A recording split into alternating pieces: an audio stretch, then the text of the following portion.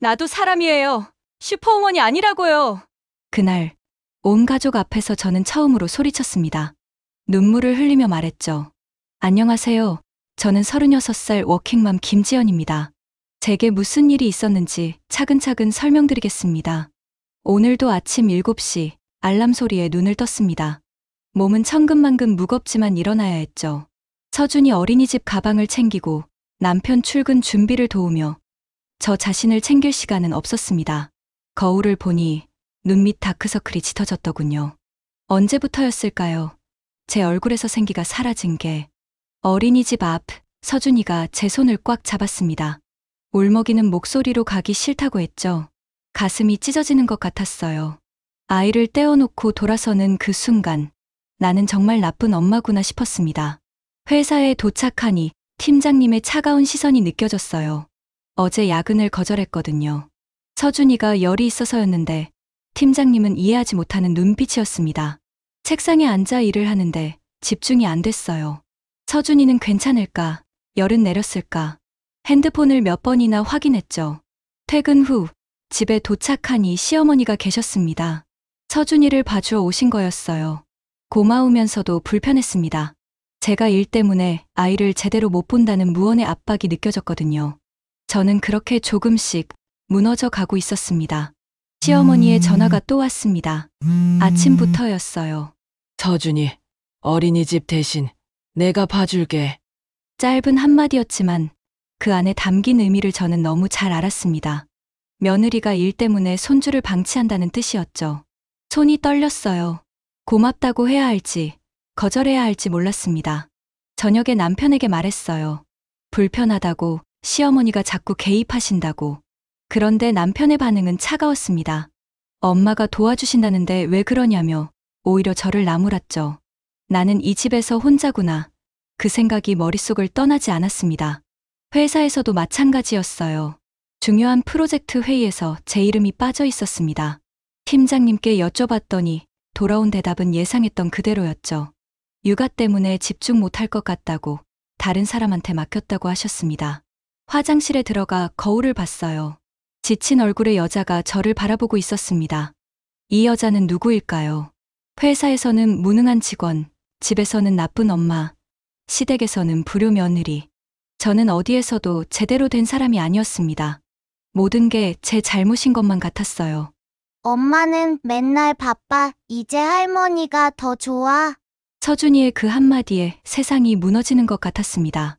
아이를 위해 버티는 거라 생각했는데 정작 아이는 절 원하지 않는다는 걸 깨달았죠. 무릎에 힘이 풀렸어요. 그날 밤 남편과 크게 싸웠습니다. 왜 나만 이렇게 힘든지, 왜 당신은 아무것도 안 도와주는지 소리쳤어요. 남편은 자기도 바쁘다며 제가 너무 예민한 거 아니냐고 했습니다. 그 말에 더 이상 할 말이 없었죠.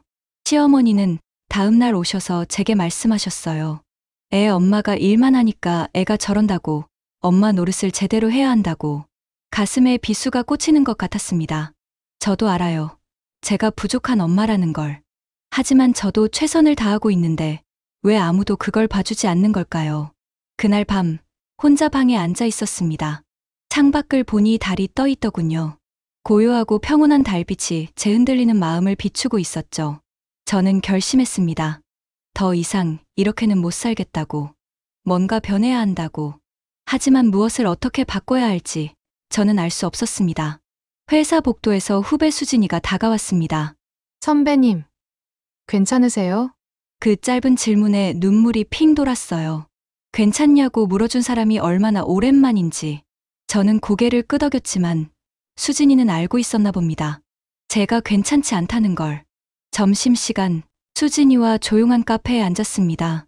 수진이도 임신 중이었고 저와 똑같은 고민을 하고 있었어요. 출산 후에도 일을 계속할 수 있을지, 회사에서 살아남을 수 있을지. 우리는 서로의 이야기를 나누며 위로받았죠.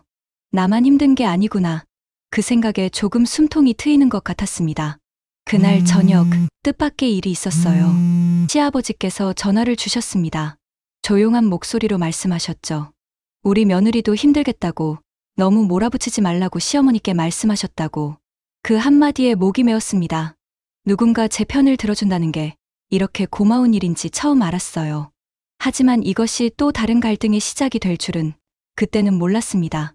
시어머니와 시아버지 사이에 금이 가기 시작했거든요. 시댁에 갔을 때였습니다. 시아버지와 시어머니가 싸우고 계셨어요. 당신도 며느리 입장이었을 때 힘들었잖아. 시아버지의 그 말에 시어머니의 얼굴이 굳어졌습니다. 저는 그제야 알게 됐어요. 시어머니도 젊은 시절 일하고 싶었다는 걸. 하지만 당시 시댁의 반대로 꿈을 포기했다는 걸. 시어머니는 침묵하셨습니다. 그 침묵 속에서 저는 느꼈어요. 시어머니의 그 모든 간섭과 비난이 사실은 자신의 상처에서 비롯된 거였다는 걸. 자신이 이루지 못한 꿈을 며느리가 이루려 하니까 그게 못마땅하셨던 거죠. 하지만 이해한다고 해서 모든 게 해결되는 건 아니었습니다. 시어머니는 오히려 더 강하게 나오셨어요. 그래서 내가 똑같은 실수를 하는 걸 보고만 있을 순 없다며 손주를 위해서라도 일을 그만두라고 하셨죠. 저는 무너졌습니다. 시어머니의 과거를 이해하고 싶었어요. 하지만 그렇다고 제 인생까지 포기할 순 없었습니다. 거실에 혼자 남겨진 저는 소파에 앉아 천장을 멍하니 바라봤습니다. 모든 관계가 흔들리고 있었어요. 회사에서 큰 실수가 터졌습니다. 제가 작성한 보고서에 오류가 있었던 거예요. 며칠 밤을 새워 만든 건데 서준이 생각에 집중력이 흐트러졌나 봅니다. 회의실에서 팀장님이 차갑게 말씀하셨어요.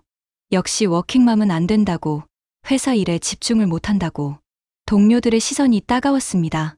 저는 고개를 숙인 채 죄송하다는 말밖에 할 수 없었죠. 집에 돌아오니 서준이가 열이 나서 울고 있었습니다. 시어머니가 안고 계셨는데 제 얼굴을 보시더니 한숨을 쉬셨어요. 제대로 돌보지도 못할 거면 왜 낳았냐고, 그렇게 일이 중요하냐고 하셨습니다. 남편에게 매달렸어요. 힘들다고, 도와달라고. 그런데 남편이 한 말은 충격적이었습니다. 그만두는 게 어떻겠냐고, 너무 힘들어 보인다고 했죠. 하지만 저는 알았어요. 그건 저를 위한 말이 아니라 본인이 편하자는 얘기라는 걸. 서준이를 안고 있는데 눈물이 났습니다. 회사에서도, 집에서도, 시댁에서도 나는 어디에도 속하지 못하는 사람이었어요. 완전히 무너졌습니다. 아무도 내 편이 없었습니다. 더 이상 참을 수 없었습니다. 온 가족이 모인 저녁 식탁에서 저는 처음으로 소리쳤어요. 나도 사람이에요. 슈퍼우먼이 아니라고요. 그동안 억눌렀던 모든 감정이 폭발했습니다. 남편의 무관심, 시어머니의 편견, 회사의 차별, 그리고 아이에게조차 미안해야 하는 이 상황 전부를요. 눈물이 멈추지 않았어요. 나도 인정받고 싶다고, 나도 사랑받고 싶다고 외쳤습니다. 나는 나쁜 엄마도 아니고 무능한 직장인도 아니라고, 그저 평범한 사람일 뿐이라고 소리쳤죠. 가족들은 멍하니 저를 바라봤습니다. 남편의 눈에 당황스러움이, 시어머니의 얼굴에 놀람이 스쳐 지나갔어요. 서준이는 울고 있는 엄마를 보며 겁먹은 표정을 지었죠. 저는 주저앉아 울었습니다. 가슴속 깊은 곳에서부터 올라오는 오열이었어요. 얼마나 외로웠는지, 얼마나 힘들었는지 그 모든 것이 쏟아져 나왔습니다. 조용한 거실에 제 울음소리만 울려 퍼졌습니다.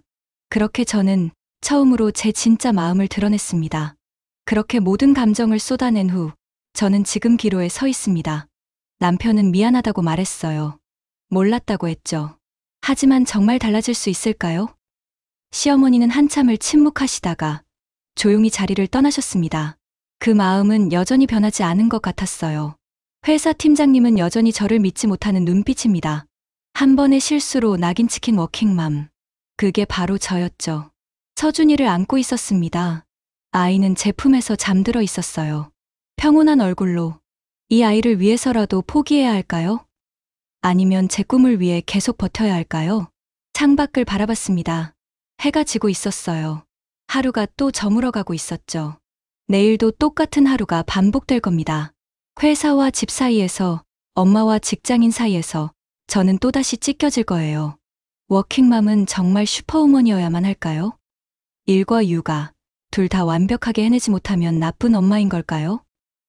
이런 제 선택이 맞는 걸까요? 여러분들의 의견이 필요합니다. 저는 도대체 어떻게 해야 할까요?